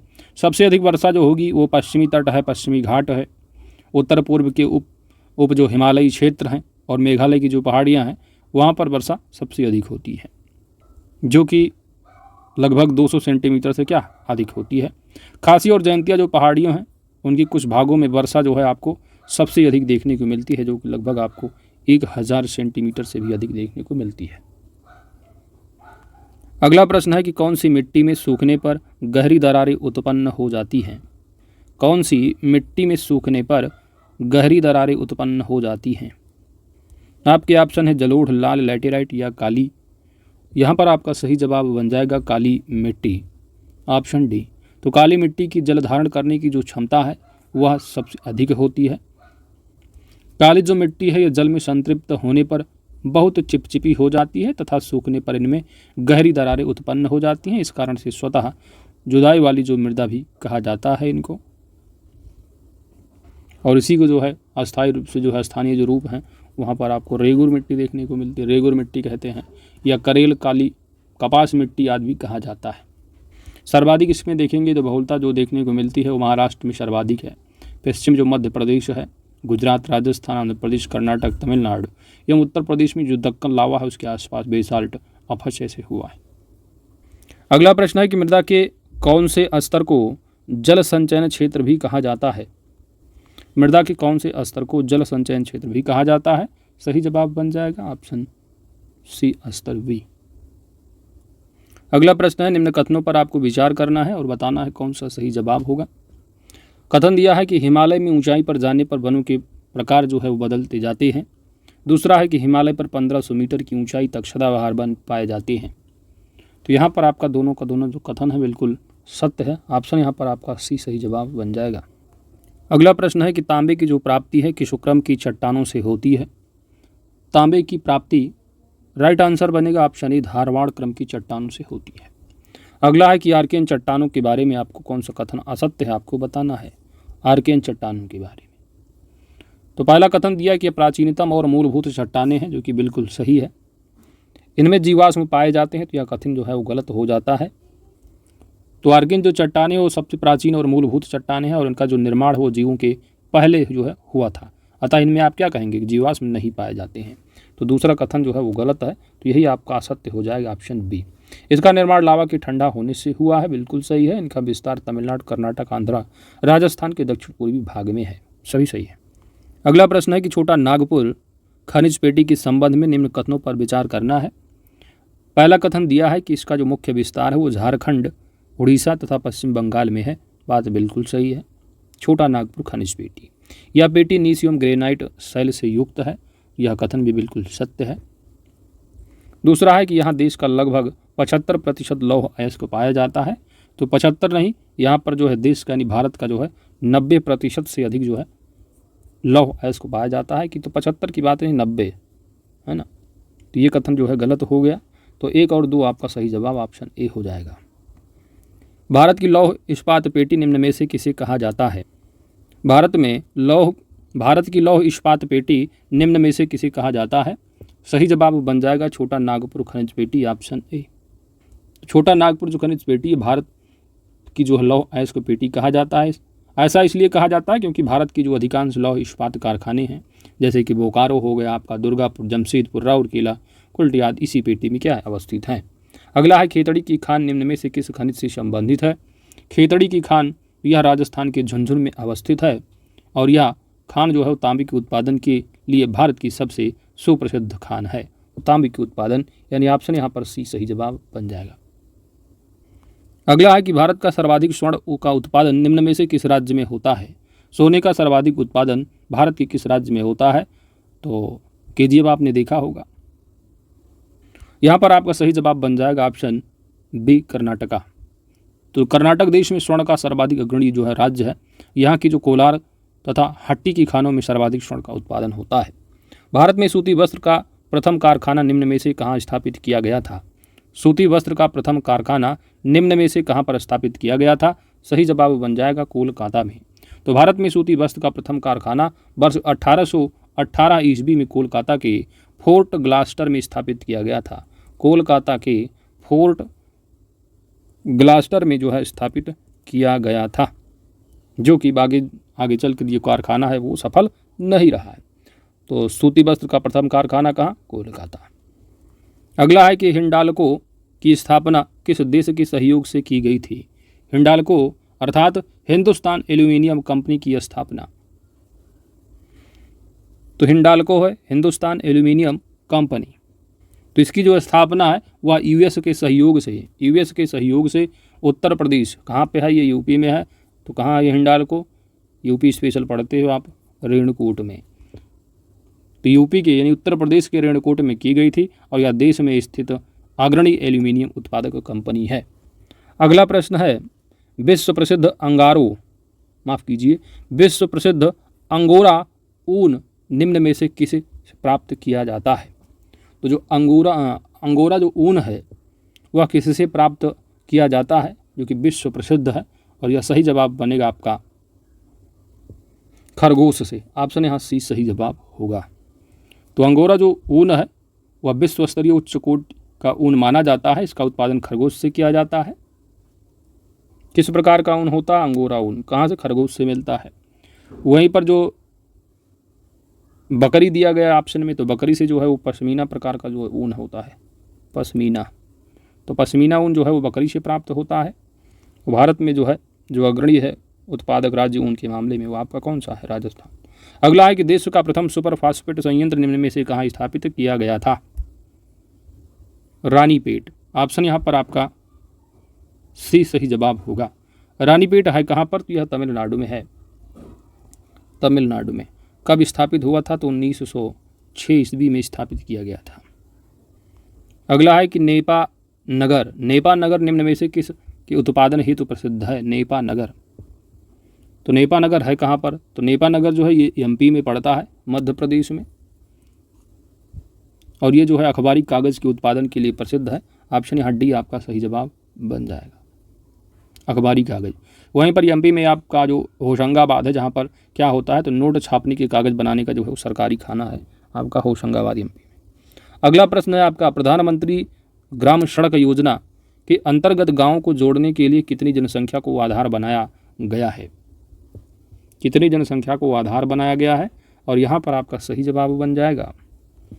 तो मैदानी जो क्षेत्र है, मैदानी जो इलाके हैं, वहाँ पर आबादी क्या है, 1000 होनी चाहिए। पहाड़ी इलाका है तो 500 की आबादी। मरुस्थलीय जो क्षेत्र है वहाँ पर जो है 250 की जो है न्यूनतम आबादी होना चाहिए। तो अब वहाँ पर आप प्रधानमंत्री ग्राम सड़क योजना के तहत सड़क का निर्माण किया जा सकता है। और प्रधानमंत्री ग्राम सड़क योजना की शुरुआत वर्ष 2000 ईस्वी में की गई थी। तो 1 2 3 तीनों बातें क्या है, सही है। ऑप्शन यहाँ पर आपका डी सही जवाब होगा। अगला है आपका, राष्ट्रीय हरित राजमार्ग नीति कब जारी की गई है, सही जवाब बन जाएगा ऑप्शन बी, वर्ष 2015 में। तो 29 सितंबर 2015 को केंद्रीय सड़क परिवहन मंत्री नितिन जयराम गडकरी के द्वारा वृक्षारोपण, सौंदर्यीकरण तथा अनुरक्षण हेतु राष्ट्रीय हरित राजमार्ग नीति जारी की गई है। इसके तहत सड़क निर्माताओं को कुल परियोजना लागत का 1% अंश वृक्षारोपण निधि के रूप में निर्दिष्ट किया गया है, वर्ष 2015। अगला है, झूम कृषि को अन्य किस नाम से जाना जाता है, झूम कृषि को अन्य किस नाम से जाना जाता है, सही जवाब होगा स्थानांतरित कृषि, ऑप्शन बी। तो झूम कृषि के अंतर्गत जो कृषि कार्य के लिए वन भूभाग को साफ किया जाता है तथा कुछ वर्षों तक उस स्थान पर कृषि कार्य किया जाता है। जब उस स्थान पर मिट्टी की उर्वरता कम हो जाती है तो उसे छोड़कर अन्यत्र जो है कृषि कार्य किया जाता है, और इसी को स्थानांतरित कृषि भी कहा जाता है या झूम कृषि। अगला है आपका, गुलाबी क्रांति। गुलाबी क्रांति का संबंध निम्न में से किससे है। तो भारत में हुई विभिन्न जो कृषि क्रांतियां, उनके अंतर्गत जो गुलाबी क्रांति है, गुलाबी क्रांति का संबंध जो है मांस उत्पादन है उसके क्षेत्र में प्रगति से है। तो मांस उत्पादन, ऑप्शन यहाँ पर आपका भी सही जवाब बन जाएगा। वहीं पर टमाटर उत्पादन दिया है, तो टमाटर उत्पादन जो है ये लाल क्रांति से संबंधित होगा। मसाला उत्पादन है तो बादामी क्रांति से संबंधित होगा। अगला है आपका, भारत में हरित क्रांति का जनक किसे कहा गया है, भारत में पूछा गया है हरित क्रांति। तो हरित क्रांति आप जानते हो कि 1960-70 के दशक के दौरान भारत में जो खाद्य फसल है उनके उत्पादन में हुई वृद्धि को हरित क्रांति कहा जाता है। और भारत में बेसिकली जो हरित क्रांति के जनक है वो एम.एस. स्वामीनाथन होंगे। नेक्स्ट है टोडा जनजाति। टोडा जनजाति का निवास मुख्य तौर पर कहाँ माना जाता है, टोडा जनजाति। तो नीलगिरी पहाड़ी है, ऑप्शन यहाँ पर आपका सी सही जवाब बन जाएगा। तो टोडा जनजाति मुख्य तौर पर नीलगिरी क्षेत्र में निवास करती है। इस जनजाति में बहुपति प्रथा का प्रचलन भी पाया जाता है, बहुपति प्रथा। बहुविवाह का प्रथा जानते हो, बहुविवाह का प्रथा कौन सी जनजाति रही है, आप यूपी स्पेशल में भी पढ़ते हो, जौनसारी। अगला प्रश्न है, जौनसारी निम्न में से किस राज्य की जनजाति है, जौनसारी। सही जवाब बन जाएगा ऑप्शन बी, उत्तराखंड। जौनसारी उत्तराखंड की जनजाति है या भूमध्य सागरीय प्रजाति से संबंधित है। इनका समाज क्या है? पितृसत्तात्मक है। अगला प्रश्न है, निम्न में से भारत के किस प्रदेश की सीमा रेखा नेपाल के साथ साझा करती है? तो निम्न में से जो राज्य दिए इनमें से कौन सा राज्य है जिसकी सीमा जो है वो नेपाल से टच करती है? यूपी सेशन में भी आप कवर करते हो, और राज्य कौन सा है यहाँ पर होगा? उत्तर प्रदेश। तो नेपाल को टच करने वाले भारत के बेसिकली कितने राज्य हैं? तो 5 राज्य हैं। उत्तराखंड हो जाता है, यूपी हो जाता है, यूपी के लगा हुआ बगल बिहार भी, सिक्किम आपको ऊपर देखने को मिलेगा तो सिक्किम हो जाता, और एक आपका वेस्ट बंगाल है। ठीक है, वेस्ट बंगाल। तो कितने हैं? उत्तराखंड, उत्तर प्रदेश, बिहार, सिक्किम और पश्चिम बंगाल। 5 राज्य हैं जो भारत के 5 राज्य हैं जो नेपाल के साथ सीमा अपनी साझा करते हैं। अगला प्रश्न 126 है, निम्नलिखित में से सही सुमेलित नहीं है कौन सा? आपको बताना है। निम्नलिखित में से सही सुमेलित नहीं है अर्थात गलत कौन सा है की सहायता से सही उत्तर का चयन करना है। तो कौन सा गलत है? लक्षद्वीप या मिनिकॉय के बीच बताया जा रहा है 9 डिग्री चैनल है, जो कि पहला बिल्कुल सही है। पूछा कौन सा सुमेलित नहीं, गलत कौन सा होगा? सुमात्रा व निकोबार के बीच दक्कन पास बताया जा रहा है, जो कि गलत होगा। सुमात्रा व निकोबार के बीच जो है आपका ये ग्रैंड चैनल होगा। ठीक है, ग्रैंड चैनल। और इसके बाद है आपका तमिलनाडु व श्रीलंका। तो तमिलनाडु और श्रीलंका जो है वो के बीच को जो एक दूसरे से अलग करते हैं वो है आपकी पाक की खाड़ी है। जो पाक की खाड़ी है तमिलनाडु यानी भारत व श्रीलंका या तमिलनाडु व श्रीलंका, तो पाक की खाड़ी होना चाहिए। तो ये भी आपका गलत है। तो यहाँ पर आपका सही जवाब क्या बन जाएगा? यानी दूसरा और तीसरा गलत है, तो ऑप्शन बी आपका सही जवाब बन जाएगा। क्षेत्रफल की दृष्टि से भारत के राज्यों का घटता हुआ क्रम आपको बताना है। तो क्षेत्रफल की दृष्टि से घटता हुआ क्रम, तो आप जानते हो क्षेत्रफल की दृष्टि से सबसे बड़ा आपका जो है वो राजस्थान है। राजस्थान के बाद पड़ता है आपका एमपी, और एमपी के बाद जो है आपका वो महाराष्ट्र है। महाराष्ट्र के बाद उत्तर प्रदेश जो है अपना है वो चौथे नंबर पर आता है, और यूपी के बाद जो है वो पहले जम्मू कश्मीर हुआ करता था, लेकिन जम्मू कश्मीर और लद्दाख अलग अलग टेरिटरी हो गए हैं, तो उसके बाद अब नंबर आ जाता है गुजरात का। तो राजस्थान नंबर 1, मध्य प्रदेश, फिर महाराष्ट्र, उत्तर प्रदेश और गुजरात है। और यहाँ पर 3 दिए हैं, तो राजस्थान, मध्य प्रदेश और महाराष्ट्र। ऑप्शन यहाँ पर आपका बी सही जवाब बन जाएगा। अगला है कि भारत के किस राज्य की सीमाएं 3 देशों क्रमशः नेपाल, भूटान और चीन के साथ सीमा साझा करती हैं? तो नेपाल है और भूटान है। ठीक है, नेपाल, भूटान और चीन है। तीनों देशों के साथ टच करने वाला उत्तर प्रदेश, यहाँ पर आपका भारत का जो राज्य होगा वह कौन सा होगा? सिक्किम बनेगा। ऑप्शन यहाँ डी सही जवाब है। अगला प्रश्न है, निम्नलिखित में से जो पर्वत श्रेणियाँ दी हैं तो पर्वत श्रेणियों का उत्तर से दक्षिण की ओर सही क्रम आपको बताना है। तो हिमालय की जो पर्वत श्रेणियाँ हैं उनका जो है उत्तर से दक्षिण क्या होगा क्रम? तो सबसे पहले आपको दिखेगी जो है वो काराकोरम है, पीर पंजाल, जास्कर, धौलाधर और शिवालिक। तो सबसे पहले क्या होगा आपका? काराकोरम। काराकोरम आपको कहाँ पर दिख रहा है? पीर पंजाल, शिवालिक, जास्कर। ऑप्शन यहाँ पर आपका डी सही जवाब। निम्नलिखित पहाड़ियों का पूर्व से पश्चिम की ओर सही क्रम आपको बताना है। पूर्व से पश्चिम, पूर्व से पश्चिम, तो महाकाली, सतपुड़ा और बिंद। ऑप्शन यहाँ पर ये आपका सही जवाब है।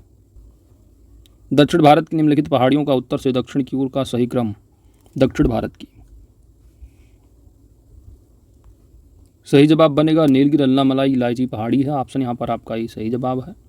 अगला प्रश्न है, निम्नलिखित दर्रों का उत्तर से दक्षिण की ओर सही क्रम आपको बताना है। उत्तर से दक्षिण की ओर, तो जब आप मैपिंग करेंगे स्टेट वाइज देखेंगे तो आपको पता चलेगा मैप से, और यहाँ पर आपका राइट आंसर बन जाएगा जोजिला दर्रा है, बुर्जिल दर्रा, रोहतांग दर्रा और माना। ऑप्शन यहाँ पर आपका बी सही जवाब है, क्योंकि डिटेलिंग करोगे तो वीडियो लंबा जाए। अगला है आपका, निम्नलिखित में से कौन सी नदी गंगा में बाएं से नहीं मिलती है? तो गंगा में जो बाएं तरफ से मिलने वाली नदियां हैं उसमें रामगंगा होगी, घाघरा है, गोमती है, गंडक होगी, कोसी है, महानदी है। ये आपकी क्या है? बाएं तरफ से मिलती हैं गंगा में। वहीं पर दाएं तरफ से, तो यहाँ पर आपका टोंस नदी हो गया आंसर, क्योंकि ये आपका क्या है? दाएं से मिलेगी। तो टोंस नदी के अलावा कौन सी होगी? यमुना है, सोन है। ये आपकी क्या है? गंगा नदी के दाएं तरफ से मिलती है। बाकी रामगंगा, घाघरा, गोमती, गंडक, कोसी, महानदी ये आपकी गंगा के बाएं तरफ से मिलने वाली नदियां हैं। निम्नलिखित में से कौन सा बंदरगाह भारत के पश्चिमी तट पर स्थित नहीं है? जियोग्राफी के लिए आप लोग क्या करिए, परीक्षा बाड़ी हिंदी जो मीडियम है, परीक्षा बाड़ी प्लस घटना चक्र पूर्वावलोकन, भूगोल के लिए अनफ होगा। किसी एनसीईआरटी पढ़ने की ज़रूरत नहीं है आप, क्योंकि एनसीईआरटी का सार भी आपको परीक्षा बाड़ी में मिल जाता है। तो परीक्षा बाड़ी अच्छे से कवर कीजिए, पहले घटना चक्र पूर्वावलोकन इतना कर लेंगे, भूगोल में अच्छे खासे प्रश्न आपकी एग्जाम में सॉल्व हो जाएंगे। चलिए बताइए, निम्नलिखित में से कौन सा बंदरगाह भारत के पश्चिमी तट पर स्थित नहीं है? भारत के पश्चिमी तट पर, तो राइट आंसर यहाँ पर आपका बन जाएगा तूतीकोरिन। तूतीकोरिन जो है आपका पूर्वी तट पर पड़ता है, पूर्वी तट पर स्थित बंदरगाह है जो कि आपका तमिलनाडु राज्य में होगा। न्यू बंगलुरु से आपका पता ही चल रहा है, ये कर्नाटका है जो कि पश्चिमी तट पर होगा।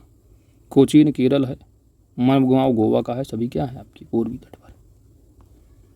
प्रायद्वीपीय भारत में पूर्व दिशा में बहने वाली नदियों का उत्तर से दक्षिण की ओर सही क्रम। पूर्व दिशा में बहने वाली नदियों का उत्तर से दक्षिण की ओर क्रम, यानी उत्तर से नीचे की ओर आपका।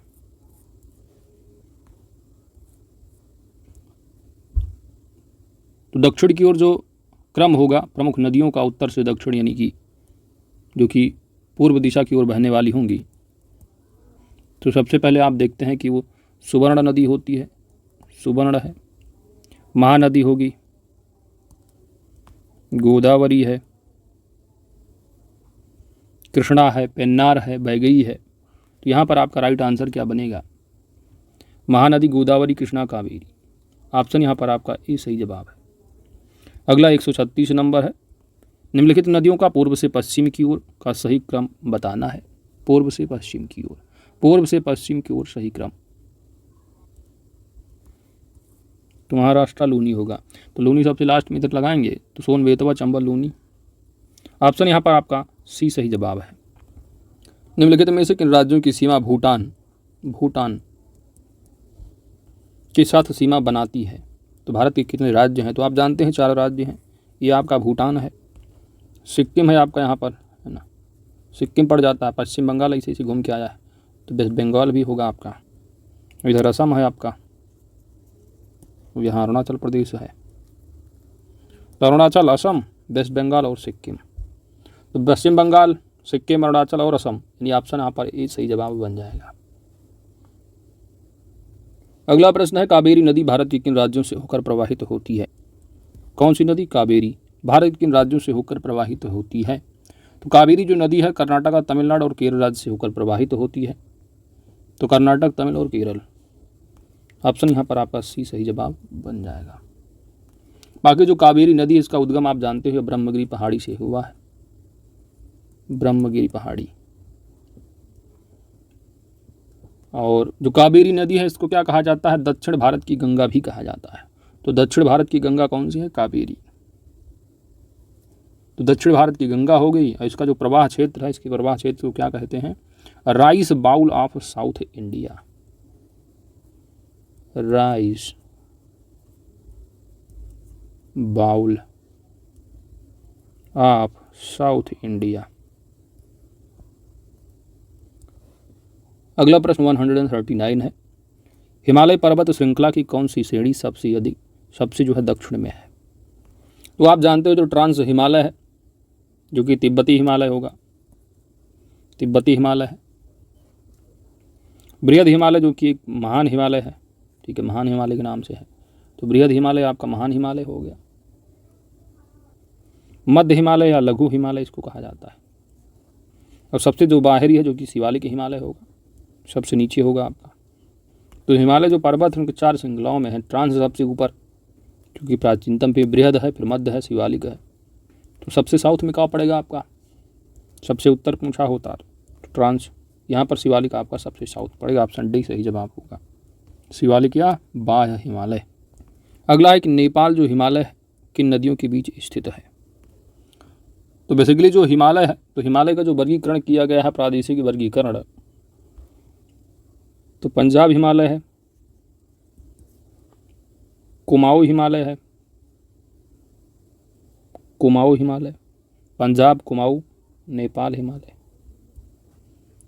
और आपका एक असम हिमालय, असम हिमालय।